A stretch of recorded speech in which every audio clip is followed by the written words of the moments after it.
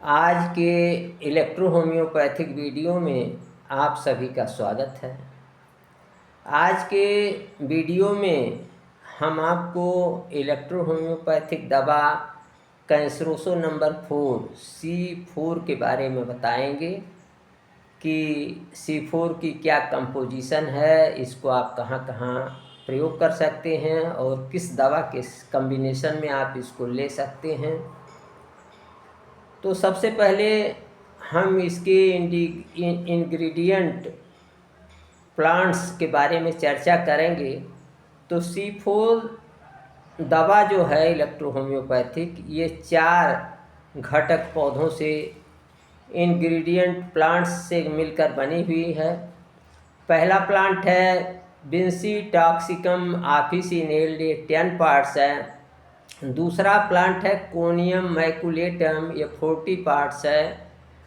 तीसरा प्लांट है पिम्पिनेला सैक्सिफ्रेगा, ये 10 पार्ट्स है। चौथा प्लांट है रस्टॉक्सिकोड्रेन, 40 पार्ट्स है। और पांचवा प्लांट है सिम्फाइटम ऑफिसिनेल, ये 20 पार्ट्स है। ये C4 जो है दवा, ये सभी प्रकार के कैंसर के लिए और विशेष रूप से ऐसे कैंसर जो सख्त हैं, कड़े हैं, उनके लिए और हड्डी की बोन की सभी बीमारियों के लिए, चाहे हड्डी की बीमारी हो या कार्टिलेज की बीमारी हो या हड्डी के ऊपर जो मेम्ब्रेन है जिसे पेरिऑस्टियम कहते हैं उसकी बीमारी हो, या लिगामेंट्स यानी जो लिगामेंट्स एक जोड़ को दूसरे जोड़ से जोड़ते हैं, इनमें चाहे हड्डी में दर्द हो रहा हो, चाहे कार्टिलेज में दर्द हो रहा हो, कोई इन्फ्लेमेशन हो, या हड्डी सॉफ्ट हो रही हो, मुलायम हो रही हो, या हड्डी जो है उसमें मवाद पड़ रही हो, या हड्डी टूट टूट करके निकल रही हो, या हड्डी के ऊतक मर रहे हों, डेड हो रहे हों, साथ ही साथ जितने जो है ट्यूबरकुलर ट्यूमर और अल्सर हैं, सब में यह C4 बहुत ही लाभदायक है। C4 को मिडिल डाइल्यूशन में जो है, ये जब C4 को मिडिल डाइल्यूशन में आप प्रयोग करते हैं S12 के साथ, तो ये आँख के प्रदाह में, जिसे आप थैल्मिया कहते हैं, उसमें इसके अतिरिक्त स्टेफाइलोमा में भी ये बहुत लाभदायक है। और एक्जिमा रोग में अर्थात थाइसिस में C4 को P2 के साथ दिया जाता है। और अगर ट्यूमर जो है वो ट्यूबरकुलर ट्यूमर है, उसमें एक्जिमा के जीवाणु बीजाणु हैं, तो C4 को A1 के साथ दिया जाता है।